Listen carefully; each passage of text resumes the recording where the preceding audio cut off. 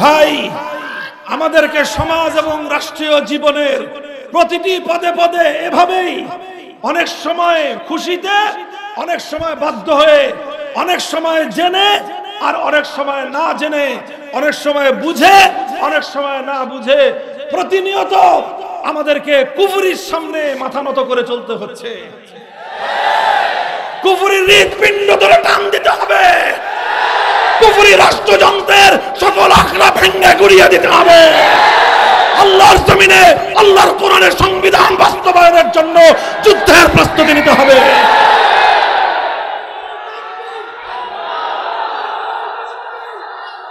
এই জন্য আমি চাই আমার আলোচনা, আমার সকল মুরব্বীরা, এখানে অনেক মুরব্বী যারা আছেন আমার ওস্তাদ সমতুল্য এবং সরাসরি অনেকে ওস্তাদদের পক্ষ থেকে আমি বলি এবং ওনাদের কাছে বিশেষভাবে অনুরোধ থাকবে, আমার কোনো কথায় যদি মনে হয় যে ভুল আছে অবশ্যই আপনারা সেটাকে সংশোধন করে দিবেন।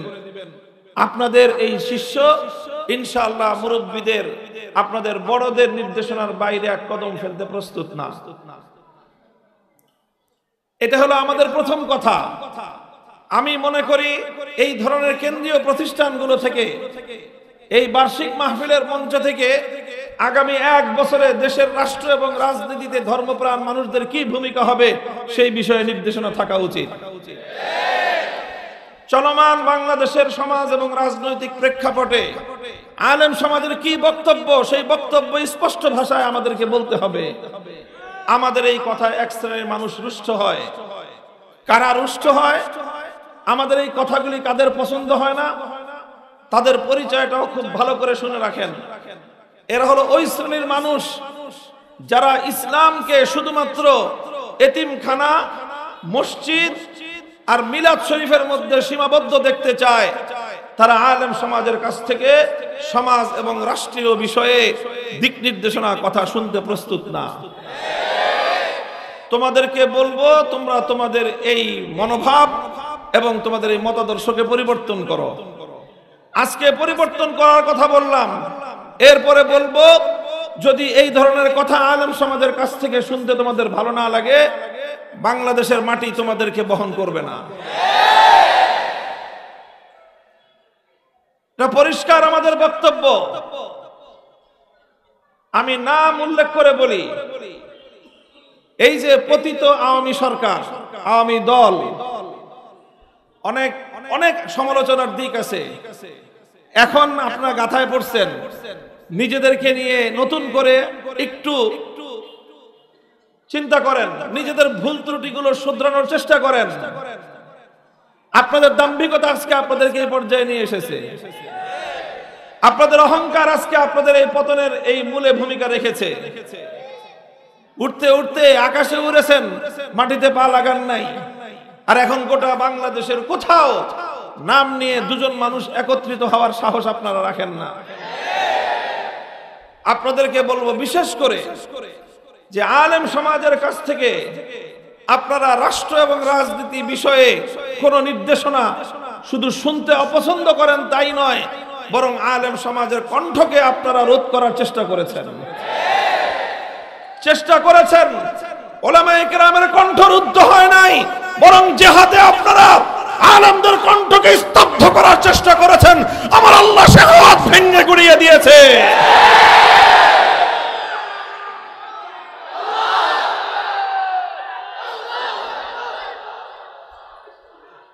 মুহতারাম হাজিরিন, আমি শুধু একটা দলের নাম উল্লেখ করলাম, কারণ নাম উল্লেখ না করলে অনেকে আবার বুঝতে পারে না যে তাদের ভুলটা কোথায়।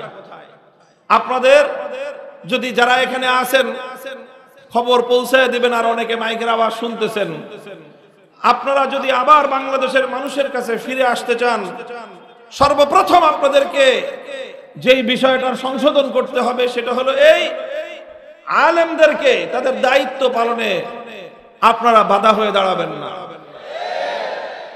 মাহফিলের মঞ্চে, মিম্বারে, মসজিদের মিম্বারে দাঁড়িয়ে উলামায়ে কেরাম কি বলবেন সে বিষয়গুলোর ব্যাপারে আপনারা আপনাদের গাইডলাইন দেওয়ার চেষ্টা করবেন না।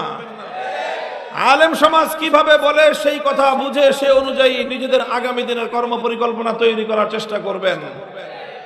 মনে রাখেন, উলামায়ে কেরামের সঙ্গে আপনাদের এই সংঘাত তৈরি করার পরিণাম 5ই আগস্ট যেভাবে আপনাদেরকে দিতে হয়েছে, যদি আপনারা আপনাদের এই ভুল সংবিধান সংশোধন না করেন, বাংলাদেশের মাটিতে আপনারা আর কোনোদিন ফিরে আসতে পারবেন না। মনে করেছিলেন যে কিছু আলেমদেরকে কণ্ঠরুদ্ধ করলে ইসলামের আলো নিভে যাবে। ইউরিদুনা লিইউতফিউ নূরাল্লাহি বিআফওয়াহিহিম ওয়াল্লাহু মুতিম্মু নূরিহি ওয়ালাউ কারিহাল কাফিরুন।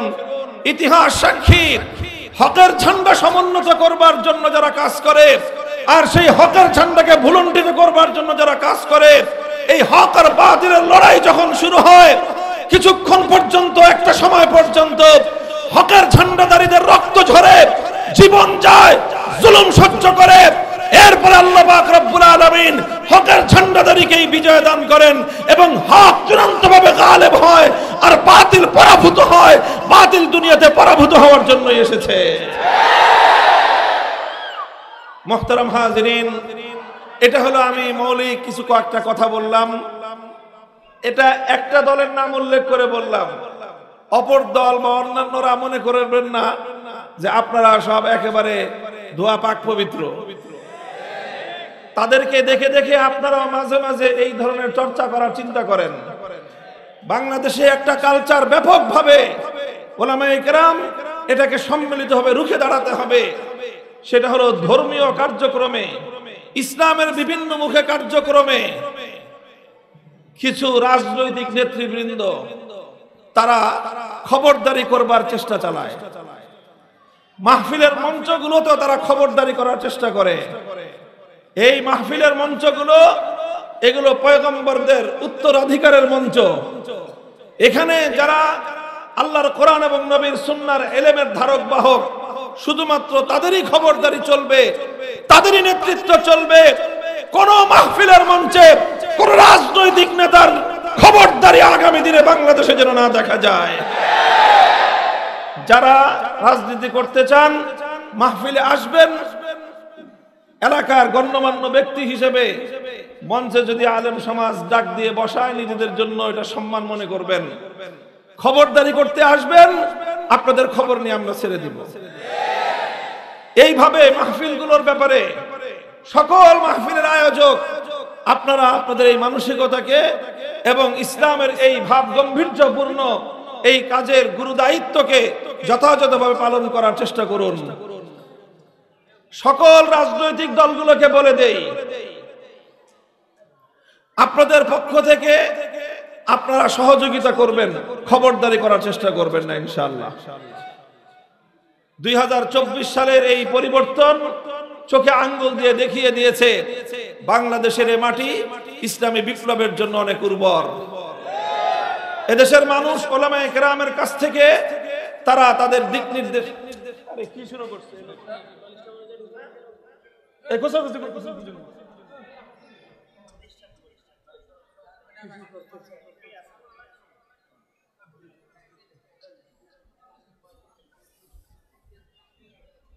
اللهم صل على محمد وعلى آل محمد كما صليت على إبراهيم وعلى آل إبراهيم إنك حميد مجيد। এগুলো আমি কিছু মৌলিক কথা বললাম। আমি আশা করি উলামায়ে কেরাম আমার এই কথাগুলোকে পর্যালোচনা করবেন। যদি এই কথার মধ্যে কোনো সংশোধনী থাকে তাহলে আমরা সেই সংশোধনী করে নিব, আমি আমার সংশোধনী করে নিব। আর যদি এই কথাগুলো উলামায়ে কেরামের ইসলামিক অনুষ্ঠানগুলির আয়োজকদের যদি এই কথাগুলি অনুসরণীয় হয়ে থাকে তাহলে আগামী দিনে আমরা এই কথাগুলি অনুসরণ করব। মনে রাখবেন যে মাটি যখন কাদা থাকে, নরম থাকে, তখন তাকে দিয়ে যেইভাবে ইচ্ছা সেইভাবে পাত্র বানানো যায়। মাটি যখন শক্ত হয়ে যায় তখন তাকে দিয়ে আর কোনো পাত্র মনের মতো করে তৈরি করা যায় না। বাংলাদেশের আগস্ট বিপ্লবের পরবর্তী এই সময়ে বাংলাদেশের মাটি এখন কিছুটা কাদা আছে। এখন আমরা আগামী দিনের জন্য যেইভাবে ডাইস তৈরি করব, আগামী দিনের বাংলাদেশ সেভাবেই চলবে। আগামী দিনের ইসলামী প্রিয় জনতা সেভাবে চলবে। বাংলাদেশের প্রত্যেকটা কাজ ইনশাআল্লাহ সেভাবেই চলবে।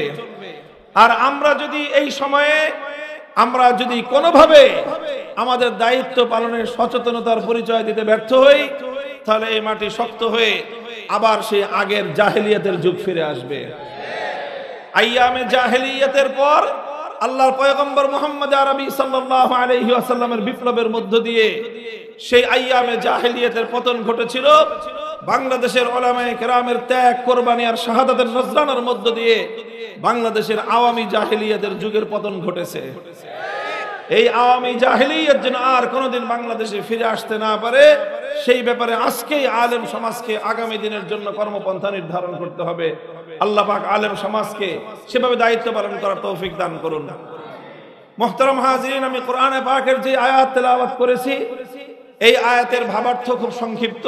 এভাবে আল্লাহ বলছেন, আলাম তারা ইলাল্লাযীনা ইয়াজুমুনা আন্নাহুম আমানু বিমা উনজিলা ইলাইকা ওয়া মা উনজিলা মিন ক্বাবলিকা ইউরিদুন, যারা আল্লাহ পাকের কোরআন এবং আসমানি কিতাবকে বিশ্বাস করে বলে নিজেদের পরিচয় দেয়।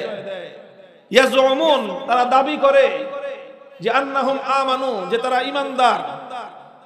নিজেরা নিজেদেরকে ঈমানদার বলে দাবি করে, নিজেরা নিজেদেরকে মুসলমান এবং মুমিন বলে পরিচয় দেয়, অথচ ইউরিদুনা আইয়াতাহাকামু ইলাত তাগুত, তারা নিজেদেরকে ঈমানদার বলে দাবি করার পরেও আল্লাহ পাক ক্ষোভ আর খেদ নিয়ে আল্লাহ অভিযোগের সুরে বলতেছেন যে তারা নিজেরা নিজেদেরকে ঈমানদার বলে দাবি করার পরেও তারা তাগুতের কাছে বিচার প্রার্থনা করে এবং তারা তাগুতের কাছে সিদ্ধান্ত চায়। কথা পরিষ্কার, যারা নিজেদেরকে ঈমানদার বলে দাবি করে, আল্লাহ পাক এই এক শ্রেণীর ঈমানদারদের ঈমানদার হিসেবে দাবিকারী, মুসলিম আত্মপরিচয়ের দাবিদার এক শ্রেণীর মানুষের ব্যাপারে আল্লাহ পাক অভিযোগ করছেন যে তারা তাদের ঈমানের দাবির বিরুদ্ধাচরণ করে, তারা তাদের ঈমানের দাবির প্রতি কোনো শ্রদ্ধা এবং সম্মান প্রদর্শন না করে তারা তাগুতের কাছে বিচার প্রার্থনা করে এবং তাগুতের সিদ্ধান্ত চায়। আল্লাহ বলছেন, এই কর্মকাণ্ডের মাধ্যমে ওয়ায়ুরিদুশ শাইতানু আন ইউদিল্লাহুম দালালাম বাঈদা, তারা শয়তানের শিকারে পরিণত হয় এবং শয়তান তাদেরকে গুমরাহ এবং বিভ্রান্ত করে ছাড়ে। কথাটা পরিষ্কার হলো এই যে যারা ঈমানদার বলে দাবি করে, সেই ঈমানদার দাবিদার কিছু মানুষের মধ্যে একটা চরিত্র আছে, সেই চরিত্রটা হলো ইউরিদুনা আইয়াতাহাকামু ইলাত তাগুত, যে তারা তাগুতের দ্বারস্থ হয়, তারা তাগুতের কাছে বিচার প্রার্থনা করে এবং তারা তাগুতের কাছ থেকে সিদ্ধান্ত কামনা করে। কোরআনের এই আয়াত দ্ব্যর্থহীন ভাবে এ কথা বলে। আরো অনেক আয়াত রয়েছে কোরআনে পাকের মধ্যে, প্রায় 10-15টা আয়াত এই বিষয়ের উপর রয়েছে, যার প্রত্যেকটির মর্ম অভিন্ন। আর সেই মর্ম হলো, কোন ঈমানদার ব্যক্তি কোনদিনও কোন তাগুতের কাছে সিদ্ধান্ত কামনা করতে পারে না। কোন মুমিন কোনদিন কোন তাগুতের ফয়সালা মানতে পারে না। কোন মুমিন কোনদিন কোন তাগুতের কাছে বিচার প্রার্থনা করতে পারে না। এই হলো আয়াতের মর্ম। আমার এই আলোচনার মধ্যে মূল প্রসঙ্গ থাকবে তাগুত কি জিনিস, তাগুতের পরিচয় দেওয়া। কারণ আমার ব্যক্তিগত অ্যানালাইসিস, আমার পর্যবেক্ষণ হলো, আজ মুসলমানদের মধ্যে সবচেয়ে বেশি সংখ্যক মুসলমান যেই কারণে ঈমান হারা হয়ে রয়েছে অথচ তারা নিজেদেরকে ঈমানদার বলে দাবি করছে, সেটা হলো তারা আল্লাহর স্থানে তাগুতকে বসিয়ে তারা তাগুতের আনুগত্য করছে, আল্লাহর আনুগত্য পরিহার করে। আর এভাবে তারা সকলেই ঈমান হারা হয়ে বেঈমানে পরিণত হয়েছে। কাজেই আজ জাতির কাছে, মুসলমানদের কাছে ঈমান বিল্লাহ এবং কুফর বিত তাগুতের এই প্রসঙ্গ স্পষ্ট ভাষায় খুলে খুলে বর্ণনা করার সময় এসেছে। খুব সংক্ষিপ্ত ভাবে আমি আপনাদের কাছে প্রথমে তাগুতের পরিচয় তুলে ধরব। মান হুমুত তাগুত ওয়া মান হুয়াত তাগুত। তাগুত কে, তাগুত কি জিনিস? তাগুত সম্পর্কে অনেক বিস্তারিত আলোচনাও রয়েছে। কাদিমান ওয়া হাদিসান, সাহাবায়ে কেরামের যুগ থেকে বর্তমান যুগ পর্যন্ত যারাই কোরআনে পাকের ব্যাখ্যা নিয়ে আলোচনা করেছেন, তাফসীরের আলোচনা করেছেন, তারা সকলেই নিজ নিজ ভাষায় তাগুতের সংজ্ঞা উল্লেখ করেছেন। তাদের সকলের সংজ্ঞাগুলোকে একত্রিত করলে তাগুতের যেই পরিচয় আমি পাই, সেই পরিচয়টা আমি আমার ভাষায় আপনাদেরকে সহজভাবে উপস্থাপন করছি। তাগুত বলা হয় অথবা অন্য কেউ তাকে আল্লাহর আসনে সমাসীন করার পর সে তাতে সম্মতি জ্ঞাপন করে, তাকেই বলা হয় তাগুত। কথাটা আবার বুঝেন, খুব গুরুত্বপূর্ণ ইমানের প্রসঙ্গের বিষয়। এটা তাওহীদ এবং শিরকের একটা প্রশ্ন। এই প্রশ্ন যারা না বুঝে তারা বহু মানুষ নিজেদের অজান্তে প্রতিদিন শিরকের মধ্যে লিপ্ত আছে। আর যে ব্যক্তি শিরকের মধ্যে লিপ্ত থাকে, 1000 রাকাত নামাজ পড়লেও 1 রাকাত নামাজের কানাকড়ি মূল্য থাকে না। প্রথম বুঝেন, আল্লাহ পাকের জন্য নির্ধারিত কিছু বৈশিষ্ট্য রয়েছে। কার বৈশিষ্ট্য বললাম? বলেন কার বৈশিষ্ট্য? আল্লাহর জন্য নির্ধারিত কিছু বৈশিষ্ট্য রয়েছে, সেগুলো আল্লাহ পাকের জন্যই নির্ধারিত। এটা আল্লাহর সংরক্ষিত আসন। যে আসনটা আল্লাহর জন্য সংরক্ষিত, সেই সংরক্ষিত আসনে কোনো গায়রুল্লাহ যদি বসে নিজে ইচ্ছায় বসে পড়ে, অথবা অন্য কেউ যদি তাকে আল্লাহর সংরক্ষিত আসনে বসায় আর সে যদি তাতে সম্মত থাকে, তাহলে তাকেই বলা হয় তাগুত। যেমন একটা আমি দৃষ্টান্তের মাধ্যমে বলি, আল্লাহ পাকের জন্য একটা বিশেষ বৈশিষ্ট্য যেটা আল্লাহর জন্য সংরক্ষিত এবং নির্ধারিত, সেটা হলো এই কায়নাতের মধ্যে, সৃষ্টি জগতের মধ্যে ইবাদতের একমাত্র উপযুক্ত কে? চিৎকার করে বলেন, ইবাদতের একমাত্র উপযুক্ত কে? অন্য কারো জন্য ইবাদত হতে পারে? তো ইবাদত আল্লাহর জন্যই নির্ধারিত। এখন কেউ যদি আল্লাহর জন্য যে ইবাদত নির্ধারিত, ইবাদতের প্রাপ্য এবং ইবাদতের হকদার একমাত্র আল্লাহ, এখন আল্লাহর জায়গায় কোনো গায়রুল্লাহ যদি নিজের জন্য ইবাদত কামনা করে, অথবা অন্য কেউ যদি কোনো গায়রুল্লাহকে ইবাদত প্রাপ্তির জায়গায় অর্থাৎ মাহবুদের জায়গায় বসায়, তাহলে যেই গায়রুল্লাহকে মাহবুদের জায়গায় বসানো হলো সেই গায়রুল্লাহকেই বলা হবে তাগুত। যেরকম ধরেন, সেজদা পাওয়ার মালিক একমাত্র কে? ইবাদত পাওয়ার একমাত্র হকদার কে? এখন সেই ইবাদতকে আল্লাহর জন্য না করে কেউ যদি লাত, মানাত, উজ্জা, হুবাল এই সকল মূর্তিগুলোকে ইবাদত করে, তাহলে কি হলো? ইবাদতের আসন, ইবাদত প্রাপ্তির আসন একমাত্র সংরক্ষিত ছিল কার জন্য? আল্লাহর। সেই সংরক্ষিত আসনে যখন লাতকে বসানো হলো, তো লাত হলো তাগুত। ইবাদত পাওয়ার একমাত্র হকদার হলেন আল্লাহ। সেই ইবাদত পাওয়ার জায়গায় যদি কেউ মানাত বা উজ্জা বা হুবালকে বসায়, তখন সেই লাত, মানাত, উজ্জাকে বলা হয় তাগুত। আল্লাহর জন্য যে ইবাদত নির্ধারিত, সেই আল্লাহকে ইবাদত না করে কেউ যদি দুর্গা, সরস্বতী, কালী ইত্যাদি দেবতার মূর্তিগুলোকে পূজা করে এবং আল্লাহর জন্য নির্ধারিত সংরক্ষিত আসনে এই সকল মূর্তিগুলোকে যদি কেউ স্থাপন করে, তখন সেই মূর্তিগুলোকে বলা হয় তাগুত। অর্থাৎ ইবাদত যেটা একমাত্র আল্লাহর জন্য নির্ধারিত ছিল, সেই ইবাদত আল্লাহর জন্য না করে যখন কোনো গায়রুল্লাহর জন্য ইবাদত করা হলো, তো যেই গায়রুল্লাহর জন্য ইবাদত করা হয় সেই গায়রুল্লাহকেই বলা হয় তাগুত। বুঝা গেল? সুতরাং লাত এটা কি একটা তাগুত, দুর্গা এটা কি একটা, কালী এটা কি একটা, সরস্বতী এটা কি, যত কিছুর পূজা করা হয় সবগুলোকে বলা হয় তাগুত। কারণ অন্য কোনো কিছুর পূজা করলে, ইবাদত করলে সেগুলো কেন তাগুত হবে? কারণ ইবাদত পাওয়ার একমাত্র উপযুক্ত কে? ঠিক ইবাদত যেরকম একমাত্র আল্লাহর প্রাপ্য, ঠিক তেমনি ভাবে এই আসমান এবং জমিনের মধ্যে নিরঙ্কুশ ভাবে সার্বভৌম ক্ষমতা নিয়ে আসমান এবং জমিন নয়, শুধু কায়নাতের মধ্যে আইন তৈরি করার একচ্ছত্র মালিক কে? এটাও এক আল্লাহ পাক রব্বুল আলামিনের নির্ধারিত ক্ষমতা। এই আসমান এবং জমিন সহ কায়নাতের মধ্যে কোনটা বৈধ, সেই বৈধ জিনিসের বৈধতা দেওয়ার অধিকার কার? যেটা অবৈধ, সেই অবৈধটাকে অবৈধতার ঘোষণা দেওয়ার মালিক কে? এই সুতরাং কোনটা বৈধ হবে, কোনটা অবৈধ হবে, এটা নির্ধারণ করার চূড়ান্ত ক্ষমতা হলো একমাত্র আল্লাহর। এটাকে, এই চূড়ান্ত ক্ষমতা, যেই ক্ষমতাকে প্রশ্ন করা যায় না, যেই ক্ষমতাকে বাতিল করা যায় না, যেই ক্ষমতাকে অস্বীকার করা যায় না, বরং যেই ক্ষমতাকে প্রত্যেকে মেনে নিতে বাধ্য, সেই ক্ষমতাকেই বলা হয় চূড়ান্ত ক্ষমতা। আর এটাকেই প্রচলিত রাষ্ট্রবিজ্ঞান এবং পলিটিক্যাল সায়েন্সের পরিভাষায় এটাকে ইংলিশে বলা হয় পাওয়ার অফ সভরেইনটি, বাংলায় বলা হয় সার্বভৌম ক্ষমতা।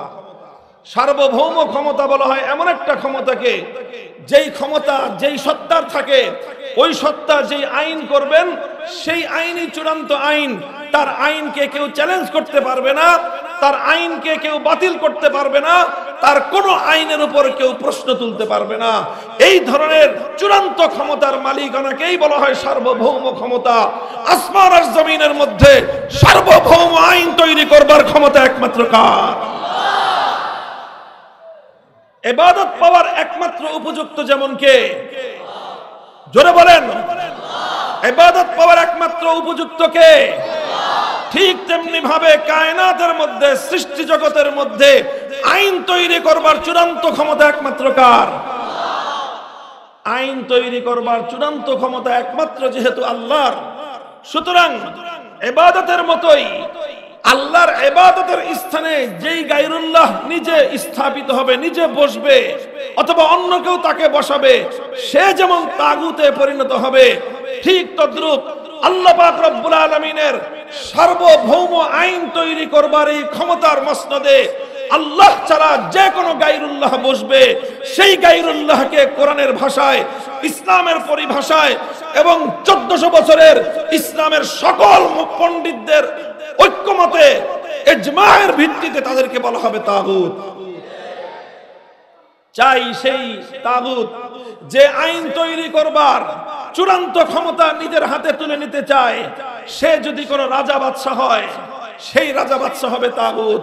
যেই রাজা বাদশাহ আল্লাহর আইনের বিরুদ্ধে নিজে কোনো আইন তৈরি করবে, আল্লাহর আইনের বিরুদ্ধে কোনো আইন যদি কোনো মন্ত্রী পরিষদ করে, সেই মন্ত্রী পরিষদকে বলা হবে তাগুত। আল্লাহর কোনো আইনের বিরুদ্ধে কোনো বিচারালয়, কোনো আদালত অথবা কোনো আদালতের বিচারপতিরা যদি কোনো আইন তৈরি করে, তাহলে সেই আদালত এবং সেই বিচারালয় এবং সেই বিচারপতিদেরকে বলা হবে তাগুত।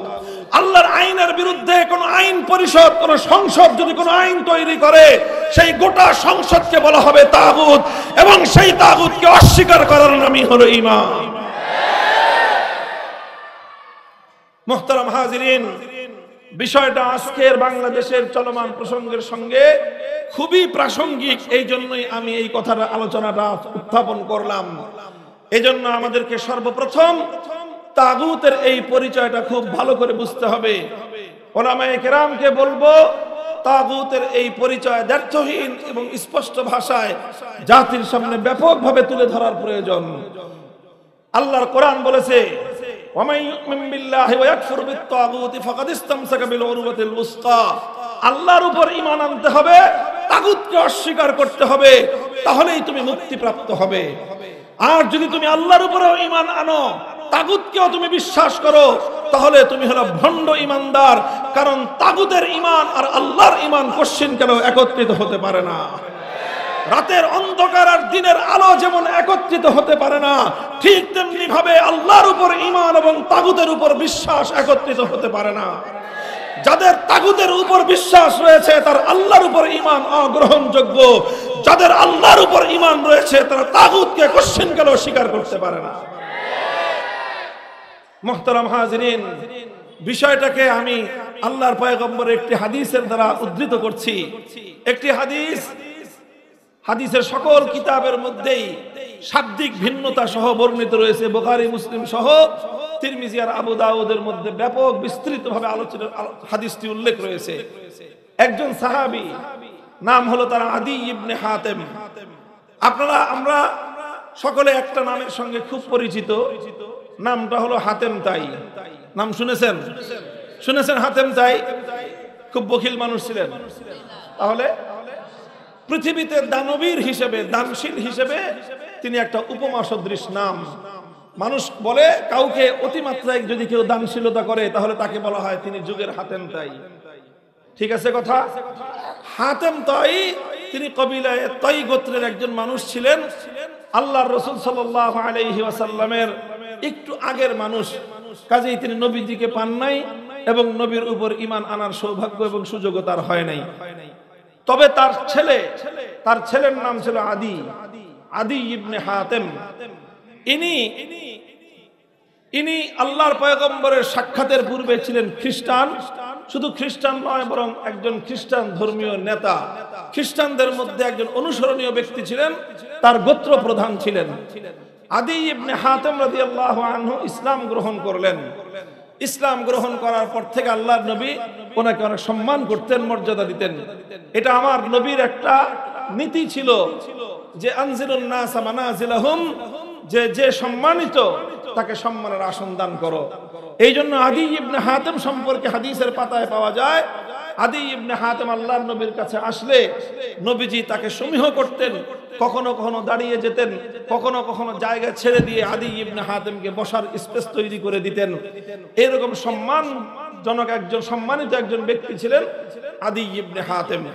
ইসলাম গ্রহণ করার পূর্বে তিনি একজন আহলে কিতাব ছিলেন। পূর্ববর্তী আসমানি কিতাব ইনজিল তাওরাত সম্পর্কে তার ঈমান ছিল। সেই আদি ইবনে হাতেম রাদিয়াল্লাহু আনহু একবার নবী করিম সাল্লাল্লাহু আলাইহি ওয়াসাল্লামের নিকট এসে সূরা বারাতের একটি আয়াত সম্পর্কে প্রশ্ন উত্থাপন করলেন। ইয়া রাসূলুল্লাহ, কোরআনে পাকের সূরাতুল বারাতের মধ্যে আমাদের ইহুদি এবং খ্রিস্টানদের সম্পর্কে একটা অভিযোগ করা হয়েছে।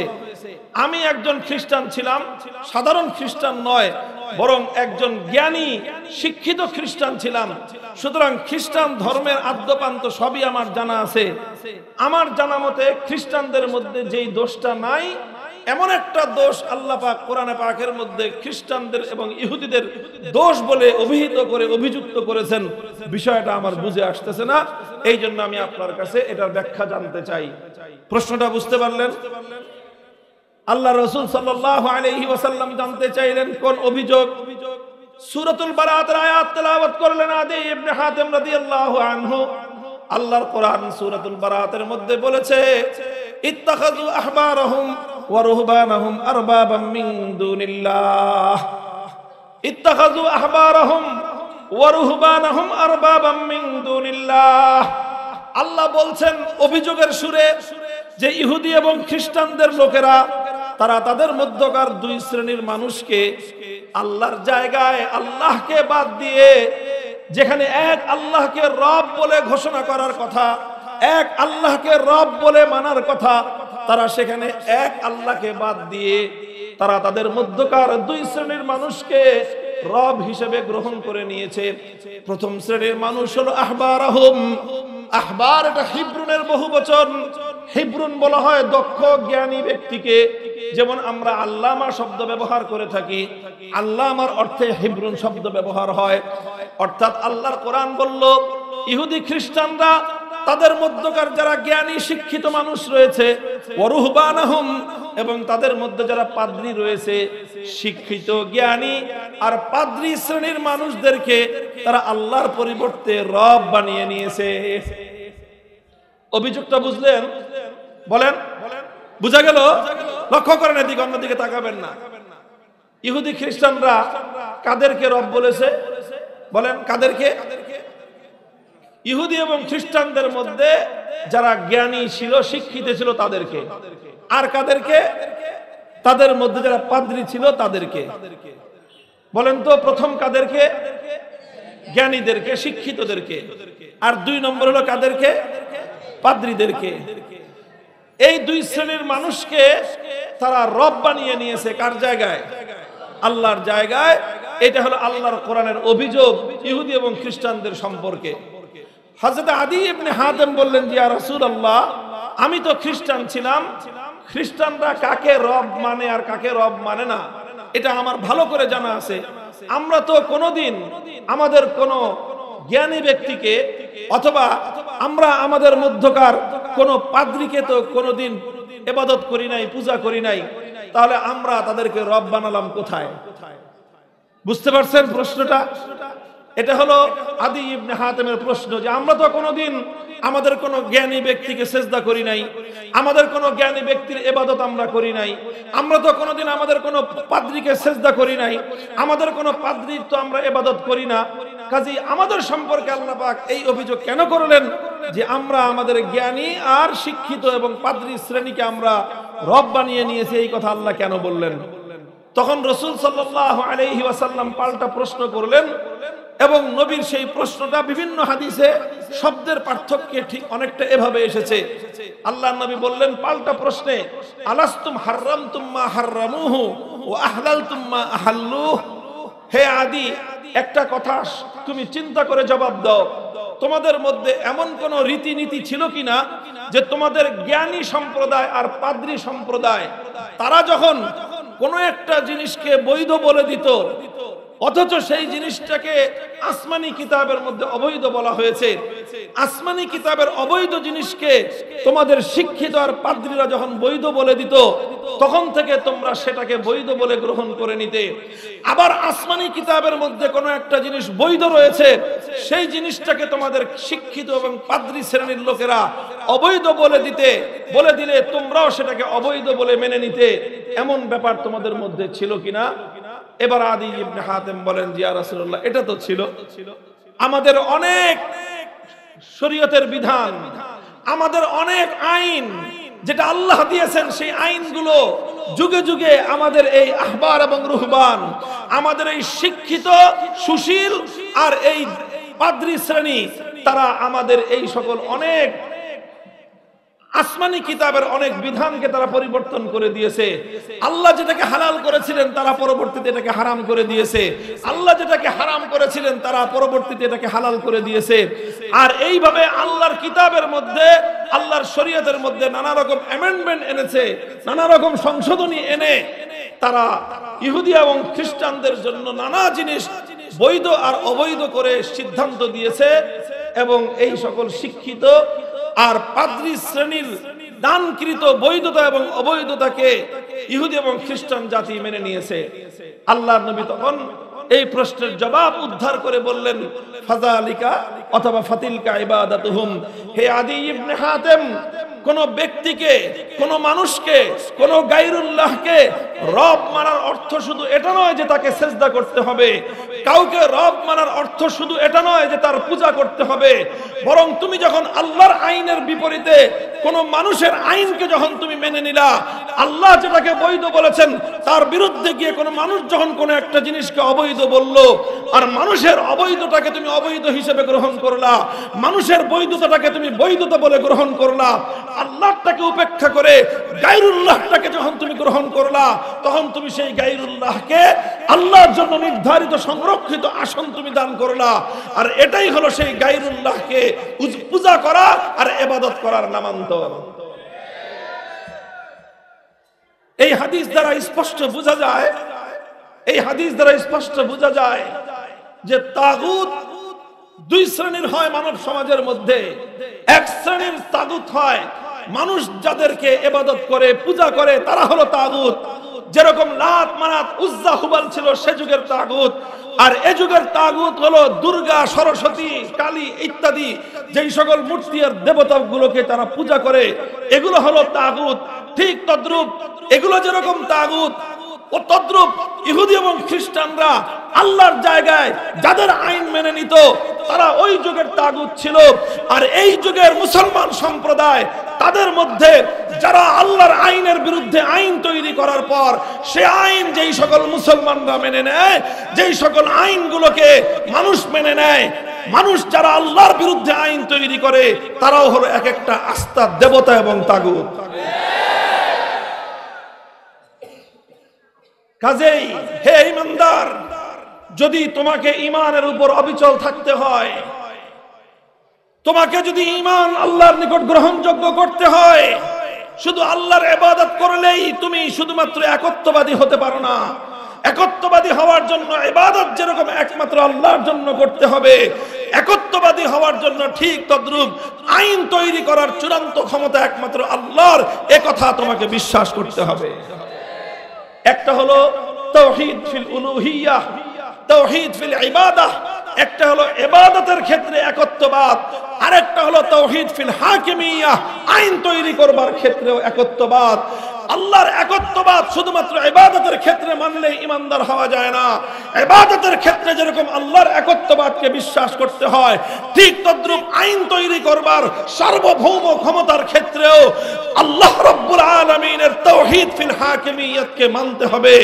যারা তাওহীদ ফিল হাকিমিয়্যাতকে মানে না, তারা ওই রকম মুশরিক যারা সরস্বতীর পূজা করে, দুর্গার পূজা করলে একজন মানুষ যেই রকম মুশরিক হয়, আল্লাহর আইনের বিরুদ্ধে মানব রচিত কোনো আইন মেনে নিলে একজন মানুষ তার সমান মুশরিক হয়। সমাজে মুসলমান নামধারী গিজ গিজ করতেছে মুশরিক, মসজিদের মধ্যে নামাজের জন্য যারা কাতার হয়ে দাঁড়ায় গিজ গিজ করতেছে মুশরিক, হজ করে আসতেছে প্রতিবার ডবল হাজি, ট্রিপল হাজি, চৌবল হাজি, প্রতি বছর হজ করে, প্রতি বছর উমরা করে, অথচ এই সকল হাজি আর গাজীদের মধ্যে গিজ গিজ করতেছে মুশরিক। কারণ তারা আল্লাহ পাকের তাওহীদ ফিল হাকিমিয়্যাতকে বিশ্বাস করে না। আইন তৈরি করার ক্ষেত্রে আল্লাহর তাওহীদ এবং একত্ববাদকে তারা বিশ্বাস করে না। মুহতারাম হাজিরিন, এই তাওহীদ ফিল হাকিমিয়্যাতকে আজ আমাদেরকে বুঝতে হবে, ভালো করে মানতে হবে এবং জাতির মধ্যে এই দাওয়াত এবং এই মিশন বাস্তবায়ন করতে হবে। আমরা আমাদের এই সমাজের মধ্যে, আমাদের এই দেশের মধ্যে নানাভাবে এই তাওহীদুল হাকিমিয়্যাহকে অস্বীকার করে মানুষের কাঁধের উপর মানব রচিত আল্লাহর আইন বিরোধী আইনকে জাতির উপর চাপিয়ে দিয়ে এই জাতির জন্য শত শত বছর ধরে এক অভিশপ্ত শিরকের অভিশাপ আমাদের গলার উপর চাপিয়ে দেওয়া হয়েছে। মুসলমানদের ইতিহাস পর্যালোচনা করলে দেখা যায় মুসলমানদের মধ্যে এই ধরনের শিরক ছিল না। এই যে তাওহীদ ফিল হাকিমিয়্যাহকে অস্বীকার করা, আল্লাহর আইন ছাড়া, আল্লাহর আইনের জায়গায় কোনো গায়রুল্লাহর আইনকে বিশ্বাস করা, মেনে নেওয়া, এই অভিশপ্ত ধারা মুসলমানদের মধ্যে ছিল না। খায়রুল কুরুনে ছিল না, সাহাবীদের যুগে ছিল না, তাবেঈদের যুগে ছিল না, তাবেঈদের যুগে ছিল না, খেলাফতে বনু উমাইয়ার যুগে ছিল না, খেলাফতে বনু আব্বাসিয়ার যুগেও ছিল না। সর্বপ্রথম মুসলমানদের মধ্যে এই অভিশপ্ত ধারা যেই ব্যক্তি এবং যেই সম্প্রদায় স্থাপন করলো, সেই সম্প্রদায়কে বলা হয় তাতারি সম্প্রদায়। তাতারি সম্প্রদায়েরা সর্বপ্রথম তাদের নেতা চেঙ্গিস খানের পক্ষ থেকে প্রণীত কিছু আইন, সেই আইনকেই তারা সমাজের মধ্যে, রাষ্ট্রের মধ্যে আল্লাহর আইনের বিরুদ্ধে গিয়ে সেই আইনকে তারা কার্যকর করলো, যেটাকে তারা ইয়াসেক বলতো। ইতিহাস এবং তাফসীরের কিতাবের পাতায় এভাবেই পাওয়া যায়। এই অভিশপ্ত ধারা মুসলমানদের উপর চালু হওয়ার পর মুসলিম উলামায়ে কেরাম, মুসলমানদের শাসকবর্গ, মুসলমানদের মুজাহিদিন ইসলাম অনেক রক্তের বিনিময়ে, অনেক ত্যাগের কোরবানির বিনিময়ে আবার মুসলমানদের ভিতর থেকে এই অভিশপ্ত ধারাকে বাতিল করেছে, উচ্ছেদ করেছে। মুসলিম সমাজের মধ্যে 1000 বছর পর্যন্ত আর সেই মানব রচিত কোনো আইন, আল্লাহর আইনের জায়গা তারা চলতে দেয় নাই। এভাবেই পুনরুদ্ধার হয়েছে। তাতারিরা মুসলমান হয়ে গিয়েছে, অধিকাংশ তাতারি মুসলমান হয়ে তারা মানব রচিত সেই আইনের অভিশপ্ত ধারা থেকে ফিরে এসে আল্লাহর আইনের দ্বারাই তারা নিজেদের জীবনকে পরিচালিত করেছে। এভাবে চলতে চলতে মুসলিম সমাজের মধ্যে এটাই ছিল প্রধান ধারা।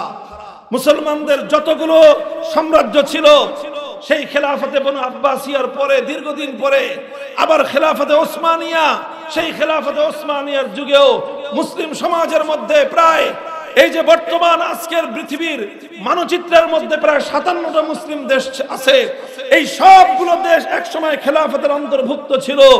আর প্রতিটা দেশের খেলাফতের অন্তর্ভুক্তির কারণে সেখানে আইন চলতো একমাত্র কার? চিৎকার করে বলেন, আইন চলতো একমাত্র কার? এটা ছিল মুসলমানদের ঈমানের বিষয়। মুসলমানরা যেরকম ইবাদতের ক্ষেত্রে এক আল্লাহর একত্ববাদকে বিশ্বাস করত, আইন তৈরি করার ক্ষেত্রে আল্লাহর একত্ববাদকে মুসলমানরা বিশ্বাস করত। আর এজন্যই মুসলমানরাই ছিল পৃথিবীতে একমাত্র একত্ববাদী জাতি। মুসলমানদের শত্রুরা ষড়যন্ত্র করে মুসলমানদের এই একত্ববাদকে কেড়ে নেওয়ার পায়তারা করলো। আর এরপরে ইউরোপের শিল্প বিপ্লবের পরে যখন ইউরোপ ইসলামের উপর, মুসলিম বিশ্বের উপর সাম্রাজ্যবাদী আগ্রাসন পরিচালনা করলো, মুসলমানদের বিশাল একটা অঞ্চল ব্রিটিশরা দখল করে ব্রিটিশ সাম্রাজ্যের অন্তর্ভুক্ত করে নিল। মুসলমানদের আরেকটা বিশাল অঞ্চল ফ্রান্স দখল করে ফ্রান্সের সাম্রাজ্যের অন্তর্ভুক্ত করে নিল। আরেকটা বিশাল অঞ্চল ইতালি দখল করে ইতালির সাম্রাজ্য সেখানে স্থাপন করলো। ইতালিয়ান সাম্রাজ্য, ফ্রান্সিসি সাম্রাজ্য আর এই ব্রিটিশ সাম্রাজ্য, তারা মুসলিম সমাজের মধ্যে সবচেয়ে ভয়ঙ্কর যে কাজটা করলো সেই কাজ হলো মুসলিম সমাজ থেকে আইনের ক্ষেত্রে আল্লাহ পাকের একত্ববাদ, তাওহীদ ফিল হাকিমিয়্যাতকে উৎখাত করে আল্লাহর আইনের জায়গায় তারা তাদের পক্ষ থেকে মানব রচিত আইন জাতির উপর, মুসলমানদের উপর চাপিয়ে দিল। এই যখন মুসলমানদের উপর যখন এই অভিশাপ চেপে বসলো, মুসলমানদের উপর যখন এই অভিশাপ চেপে বসলো, মুসলমানদের অভিভাবক আলেম সমাজ এক মুহূর্তের জন্য নীরব আর নিস্তব্ধ হয়ে যাননি।